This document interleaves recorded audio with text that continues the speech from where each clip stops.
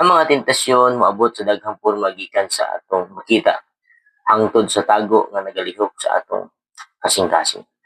Mahimong matintag kita kung moabot ang mga pagsulay sa aton kinabuhi, especially kung makita kita og dili makiangayon nga pagtagad sa ato ang mga matag usa.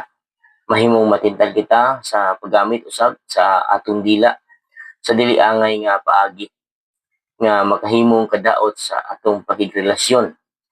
Ingon man usab ang garbo sa atong hunahuna mahimong babag sa atong pagka masinugtanon sa pagkahari ni Kristo diha sa ato ang mga kinabuhi.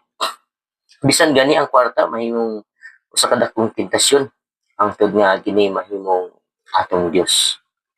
Si Santiago sa iyahang sulat ni pahinumdom mahitungod niini mga tentasyon o mga hagit nga giatubang sa mga magtuto diha sa Santiago kapitulo 5 bersikulo 13 hangtod sa 20.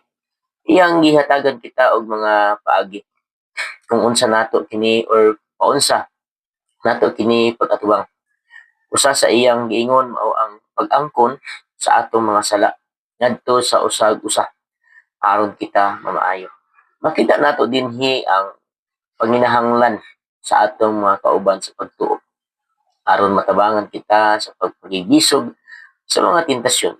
Kung mangangkon lamang kita sa atong mga sala ug ipahibalo kini sa kasaligan nga Kristohanong magtutudlo o accountability partner, mahimo silang mahimong tabang pinaagi sa ilang pagampo, mga pagtambag, o bisan sa pagpahinumdum lang nga nakahibalo sila sa atong mga sekretong pakigbisog sa sala. Kini makatabang kanato sa pagpildi sa tentasyon o pagpuyo nga mas maligdong atubangan sa Dios. Isuon, pwede nga ato ning ipangutana sa atong kaugalingon. Aduna ba ko'y kasaligan nga Kristohanong mentor o accountability partner nga akong maduulan sa panahon sa mga tentasyon? Andam ba ko nga moangkon sa akong pagpakibisog batok sa sala ngadto sa usa ka Kristohanon nga mentor?